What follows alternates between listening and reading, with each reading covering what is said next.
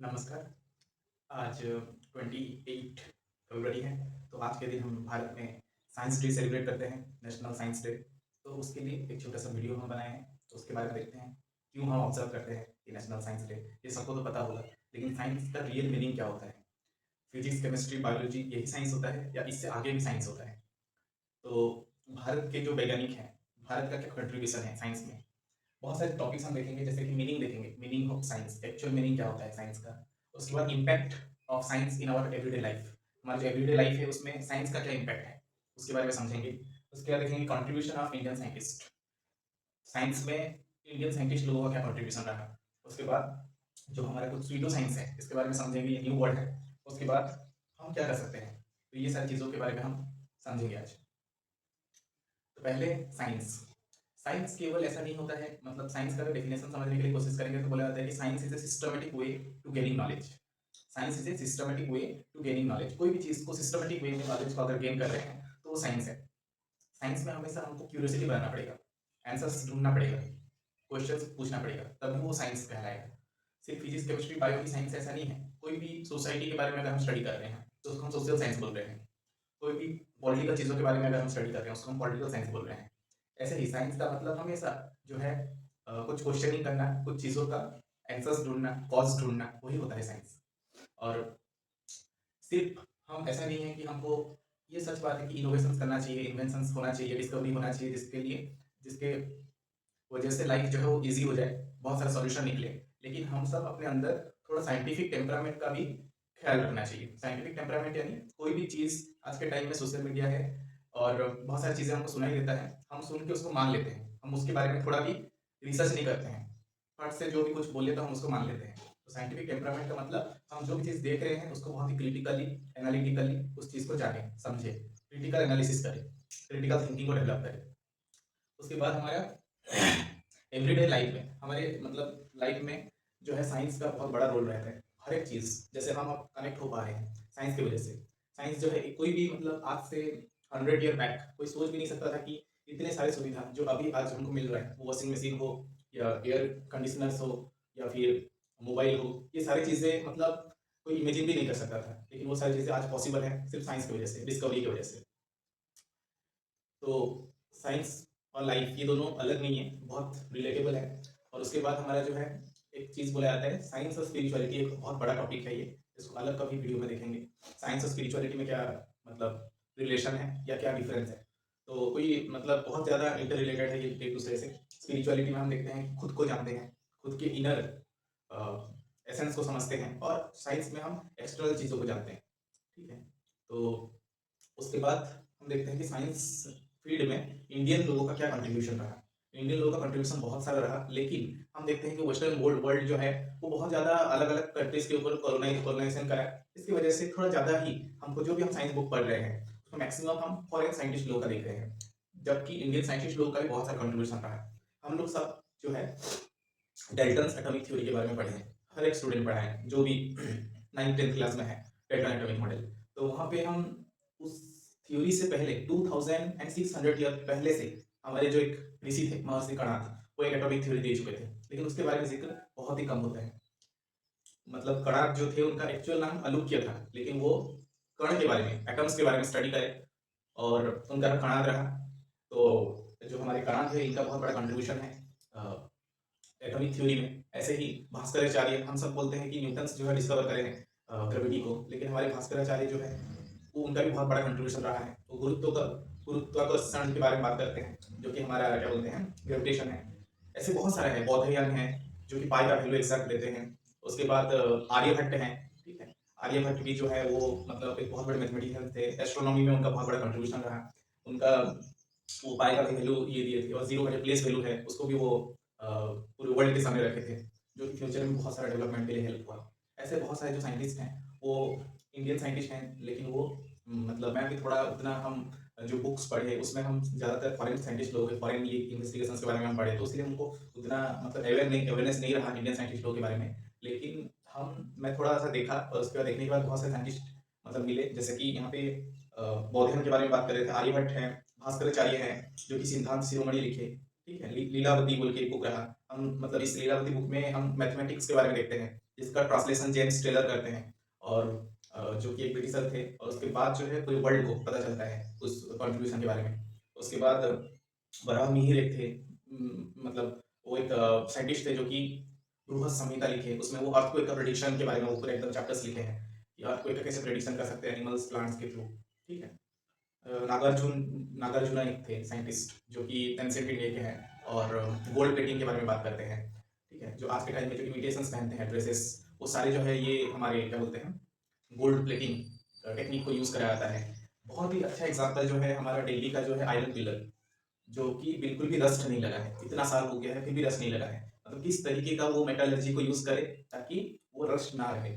मतलब आज के टाइम में भी इतना टेक्नोलॉजी को डेवलप करना मुश्किल हो जाता है, लेकिन इतना ईयर पहले ये सारी चीज़ें हो चुका था डिस्कवरी। चरक, मेडिकल साइंस में भी हमारा बहुत बड़ा कंट्रीब्यूशन है। जो महर्षि चरक जी हैं, महर्षि सुश्रुतम हैं, इनका कंट्रीब्यूशन मेडिकल साइंस में बहुत मतलब सराहनीय का जैसा है। यहाँ पे तुम्हारे क्या बोलते हैं जो सुश्रुत हैं, जो चरक है, वो चरक संहिता और सुश्रुत संहिता लिखते हैं। सुश्रुत संहिता में वो राइनोप्लास्टी के बारे में, ऑप्थेल्मोप्लास्टी के बारे में, जो कि नोज का सर्जरी, कान का सर्जरी, कैटरेक्ट सर्जरी, ये सारे सर्जरी के बारे में वो लिखे हैं। इतने सारे टूल्स जो है उनका डिस्कवरी हुआ है। आज के टाइम में देखते हैं कि उस टाइम में कितने एडवांस टूल्स जो सर्जरी के लिए यूज कराता था वो इंडिया में हम महर्षि चरक सुश्रुत जी करे थे। मेडिकल साइंस में इंडिया का बहुत बड़ा कंट्रीब्यूशन है। कुछ ऋषि थे जो कि आयुर्वेदिक मेडिसिन के बारे में जो है वो बहुत बड़ा उनका कंट्रीब्यूशन रहा। योग भी एक साइंस है। योगा जो है मतलब हम बोलते हैं कि योगा जो है उसमें हम यूनाइट कर लेते हैं खुद को पूरे वर्ल्ड के साथ, पूरे यूनिवर्स के साथ। तो उसमें भी हमारा जो है विदाउट मेडिसिन जो है बॉडी को कैसे हम ठीक रख पाएंगे या ट्रीट कर पाएंगे डिजीजेस को, वो भी जो है योगा साइंस के बारे में जो है बात कराया जाता है। जो कि 21 जून 2015 में हम वो मतलब पूरा वर्ल्ड जो है योगा डे को ऑब्जर्व कर रहे हैं। उसके बाद से हम हर साल 21 जून को हम world yoga day as a world yoga day celebrate करते हैं। ऐसे इंडियन बहुत सारे साइंटिस्ट थे जिनका काम को बहुत ज़्यादा मतलब पता नहीं चला हम लोगों को, उसको उतना ज़्यादा प्रेज़ नहीं कराया गया। लेकिन हमारे एपीजे अब्दुल कलाम जी हैं, जिनको हम मिसाइल मैन बोलते हैं, सीवी रमन जी जो रमन इफेक्ट का डिस्कवरी करते हैं, जेसी बोस जो है, जगदीश चंद्र बोस, और रेडियो वेव्स जो आज के टाइम में हम वाई-फाई यूज़ कर रहे हैं, वो उनके मतलब फादर बोला जाता है। उसके बाद सलीम अली जिनको बर्ड मैन ऑफ इंडिया बोला जाता है, वो बहुत बड़े ऑर्निथोलॉजिस्ट थे, बहुत सारे बर्ड्स के बारे में रिसर्च करे थे।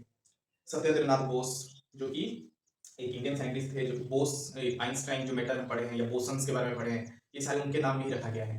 तो उनका भी जो पब्लिश होता है जिस टाइम में वो मतलब जर्नल को पब्लिश करने के लिए देते हैं, उस टाइम उनको रिजेक्ट कर दिया जाता है। उसके बाद फिर आइंस्टाइन उनको हेल्प करते हैं और फिर उनका जर्नल जो है पब्लिश होता है। ये सब बहुत सारी चीज़ें देखने को मिलता है।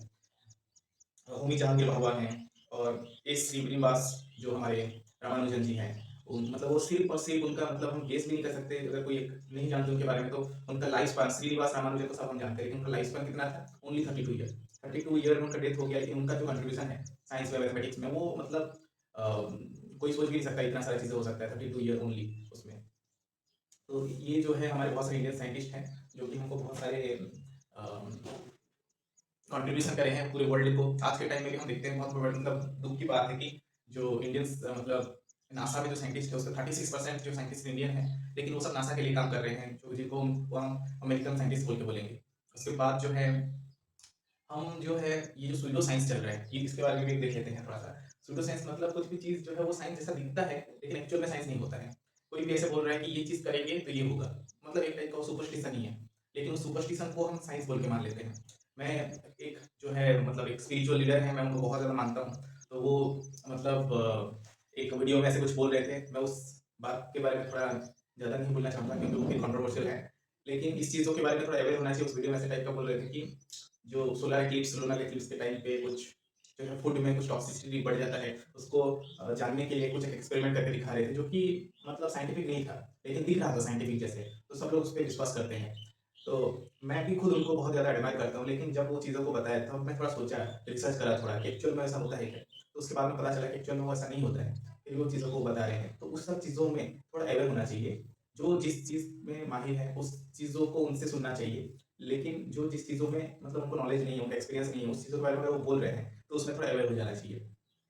इंडियन जो कंट्रीब्यूशन है साइंटिस्ट लोगों का, वो सारे जो हम एंशिएंट टाइम पे देख रहे थे, भास्कराचार्य हैं या फिर ये सारे मतलब साइंटिस्ट हैं, उनका कंट्रीब्यूशन को ये सूडो साइंस जो है इसके वजह से हम बहुत ज़्यादा नेगलेक्ट कर लेते हैं। हम सोचते हैं कि नहीं सारे सुपरस्टिशंस ही थे, एक्चुअल में वैसे नहीं थे। तो हम क्या कर सकते हैं, व्हाट कैन वी डू? तो हम बहुत सारी चीज़ें कर सकते हैं, जैसे कि बड़े लेवल में अगर देखेंगे तो गवर्नमेंट को जो है वो थोड़ा बजट को बढ़ाना पड़ेगा साइंस में, रिसर्च में। ठीक है, इंडिया में अभी भी हम देखते हैं कि जो इंडिया में रिसर्च के लिए सिर्फ एक्सपेंडिचर 0.88% जीडीपी का यूज़ होता है, जो कि बहुत ही कम है। उसके बाद जो सैलरी है, जो रिस्पेक्ट है साइंटिस्ट लोगों को उतना नहीं मिल पाता है। उसी वजह से उन लोग ज़्यादा मोटिवेटेड नहीं होते हैं और सारे माइग्रेट कर जाते हैं फॉरेन कंट्रीज़ में, जिसकी वजह से हमारा बहुत बड़ा एक लॉस रहता है। तो उस वजह से इंडियन जो गवर्नमेंट है उनको थोड़ा टेक लेना पड़ेगा, और हम अपने लेवल में हमारा एजुकेशन सिस्टम भी जो है वो बहुत ज़्यादा ओल्ड भी है। बहुत सारा मतलब बुक्स जो पढ़ रहे हैं, बहुत सारा सिलेबस जो है वो बहुत ओल्ड है, वो अपडेटेड नहीं है। तो इसकी वजह से भी प्रॉब्लम क्रिएट हो जाता है। तो हमारा जो एजुकेशन सिस्टम में थोड़ा सुधार रखना चाहिए। तो एजुकेशन सिस्टम को हम अगर नहीं भी बदल पा रहे हैं, वो तो बड़े लेवल में होगा, लेकिन हमको डिमांड करना चाहिए उसके बारे में। और हम खुद जब भी जो सब्जेक्ट को हम पढ़ रहे हैं, वो साइंस हो, मैथ्स हो, इंग्लिश हो या फिर एसएसटी हो, कोई भी सब्जेक्ट हो, उसको एक साइंटिफिक वे में पढ़ना चाहिए। जो भी चीज़ हम पढ़ रहे हैं उसको, उसका कॉज क्या है, रीज़न क्या है, मतलब हर एक चीज़ में क्वेश्चन बस पूछना पड़ेगा, तब जाके उस चीज़ों के बारे में ज़्यादा हमको नॉलेज मिलेगा। तो हमेशा हमको क्वेश्चन ही करना पड़ेगा। हम छोटे जब होते हैं उस टाइम में बहुत सारे क्वेश्चंस करते हैं, धीरे-धीरे बड़े होने के बाद हमारा क्वेश्चनिंग धीरे-धीरे कम हो जाते हैं। तो ये क्वेश्चनिंग कम होने की वजह से साइंटिफिक टेम्परामेंट भी धीरे-धीरे करके रिड्यूस हो जाता है, कम हो जाते हैं। तो इस वजह से आज हम साइंटिफिक जो नेशनल साइंस डे सेलिब्रेट कर रहे हैं, ये हम सीवी रमन जी के याद में करते हैं। सीवी रमन जी आज के ही दिन जो है रमन इफेक्ट को डिस्कवर करे थे। रमन इफेक्ट मतलब सोच मतलब वो जा रहे हैं सीवी रमन जी सीप में और देखते हैं कि जो है